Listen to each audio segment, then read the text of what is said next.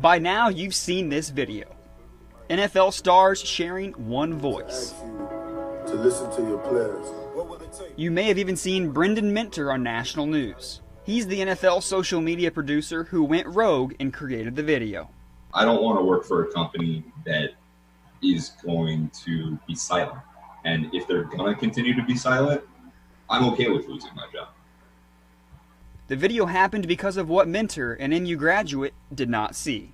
That in 2015, we were dealing with the exact same thing that we are in 2020, and that's unacceptable. He was on campus during the 2015 protest, working for the athletic department. He saw firsthand when the football team took a stand. I think that did help me at least subconsciously recognize that this was absolutely the right thing to do, to move on it. He first reached out to Saints receiver Michael Thomas, who invited a couple dozen other players, including Chiefs quarterback Patrick Mahomes. If someone like Patrick Mahomes, the Super Bowl MVP, is going to put his neck out on the line, like, we want to make sure that this message isn't getting construed. We want to trust the person producing it. And when Mike said, hey, it's this guy named Brendan, Patrick's team, having worked with me before, said, oh, great. Yeah, move forward with this. The players' interest cemented Minter's resolve, which he showed in a last-minute meeting with NFL executives. This is happening. I have buy-in from players, and no matter what anyone says, this video is being made. And that's when we, the National Football League, this took form. For not listening to NFL players earlier, and encourage all to speak out and peacefully protest. Some say the NFL's message was a major shift, something we only saw because of athletes willing to use their platform and an employee willing to lose his job. In Columbia, Mavrick Alexander, KMU8 News. Battle High School. Their boys basketball team is known for their back-to-back-to-back district titles. Now they get a chance to showcase their talent in a historic gym. They're just excited. Yeah, they're excited to go because I think a lot of the parents probably know more history about it than our kids do. The team will be playing in Knightstown, Indiana, in this historic gym, the Hoosier Gym. You know, I kind of joke, my guys know about all blue chips and Coach Carter, but do they know about the Hoosiers? So we're going to do a little history lesson before we go and enjoy our time. And some of that history would be the 1986 film starring Gene Hackman and Dennis Hopper. Coach Minnie is excited for the trip, but he also looks forward to giving these athletes a little bit of a history lesson on the Hoosier Gym. Do you even know what gym you're playing in? Mm-hmm. You know anything about the movie? Mm-hmm. Yes, it's a historical gym. There's a movie on it. I haven't watched the movie, but I've heard something about it. Yeah, so I seen the movie a while ago, but I don't really remember like that. Even Coach Minnie's son is having trouble recalling the film. Do you know anything about that movie? No, I don't. I'll watch it, though, before we go. Yeah, I'm looking forward to it. It's just going to be a great experience for all of us. Just have fun down there and over Christmas break. Despite some lost knowledge of the film, the team looks forward to the trip. A lot of fun. Even when we do lose, we still having fun. We put it behind us and get to work the next day. I just want to culture the kids. I want them to see what's out there. You know, some of our kids haven't been out of Columbia a whole lot. The game will take place on December 21st. That may be a bit too close to the holidays, but as long as this team has basketball, they have everything they need for the season ahead. I don't know. We haven't really talked about when we was going to get back, but we playing basketball, so, it don't really matter. Oh, come on. Everybody in here. Family. Mavrick Alexander, KMU8 Sports. For some athletes, injuries sideline them from their careers. That is not the case with Kansas City native Mizzou wrestler Grant Leith. Coming into college, that's who I was. And then you have it taken from you. And it's like, this dude hasn't been on the mat for 3 years. Leith battled through a knee surgery before his freshman year. Then he had a disc replacement surgery in his neck. To top it off, he had another knee surgery in that same year. Once the 2018 season came around, Grant had not wrestled for 3 straight seasons. I had so much to prove to everybody. And then, I don't know when, but at some point it shifted that, nah, I'm doing this for me. And I think that is why, I had such a good season that year. Grant All-Americaned after 3 years of injuries, a season that almost didn't happen. I went and met with him and his family and just said, I think he should just maybe think about hanging it up. And, he was thinking that over, and he came back and said, I don't want to do that. I want to give this another try. I got to give it another try. And, of course, he does. And goes on and becomes an All-American, so then it's like, hey, it's great again. And then after that season, it all came crashing down again. what had happened is I'd fallen asleep, and so it was a 2-lane highway, and it was 60 miles an hour. Fell asleep, crossed onto oncoming traffic, and I hit a F-350 head on.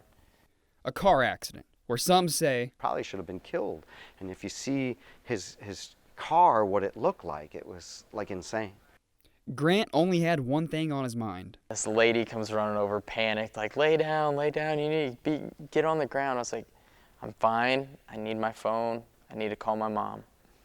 I was like dead set that I needed to talk to my mom, tell her what was going on, and then. A call no parent ever wants to receive. When the phone rang, I just got this, I don't even know how to describe it, it was just like this feeling in the pit of my stomach that I needed to answer this phone call. And it was Grant, and he said, his first words were, "Mom, I've been in a car accident." There she goes again. So I knew he was talking, so I knew he was at least okay. And he started apologizing and saying how sorry he was, and I honestly thought at that point he was telling me goodbye. Grant was lucky to walk away with scratches, but the accident had initiated a new injury that happened that summer at a tournament. His leg flies, and it took my shoulder out, and I just felt like the loudest pop.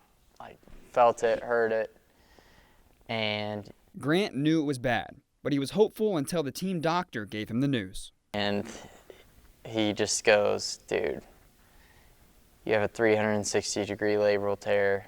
You have a 320-degree rotator cuff tear." He's like, "I've been doing shoulders for 20-some years. This is the worst shoulder I've ever seen." And I've lost it. The adversity as a person to go through all that, where you think you're going to have all these great things happen and it gets taken away for a year and then another year. Then they come back and the highs of becoming an All-American. And then thinking, I'm the leader of this team now and this is going to happen, and the car wreck and then the shoulder and then another missed season. And here he is. But this year we're going to play it as smart as we can. And through all the peaks and valleys, Grant reflects back on who he is doing this for. Yeah, a lot of it is for me. I think the injuries and the adversity, I'm to the point where I want to prove it to myself that I can do this thing. Like, I know I set out to do it a long time ago, and I want to prove that, I can do this. But at the same time, like, there is other people, my parents especially, like, my mom didn't want me to keep wrestling because she was scared, but I did. And obviously she wants me to do, what I want to do. And my dad loves the sport, and he knows, like, the time and work I put in. And I think about, like, when I envision winning a national title, I think about running to them in the stands, like, straight to them, which is another thing that, like, pushes me. Anyway, he deserves it. Just from what he's persevered through, the hardships that he's battled through, he deserves it. So, yeah, we want him to win this for him. I mean, are we going to be proud? Oh, my goodness. Yeah, that's an understatement. But it ain't about us. It's about him. Right. Right? Yes. Yes. We're a little biased. He deserves it. That's all I'm going to say about that. Mavrick Alexander, KMU8 Sports. Running back Darwin Thompson says he looks forward to Patrick Mahomes' leadership on the offensive side of the ball. However, he's still in awe from taking handoffs from the NFL MVP. I think I was in high school when he was in college, and once he got drafted, I graduated high school the next year. So to take handoffs from him, knowing that he's an MVP and just knowing what he did at this level at his second year, it's surreal. Now here, Thompson looks to create his name. My name before this really didn't mean anything.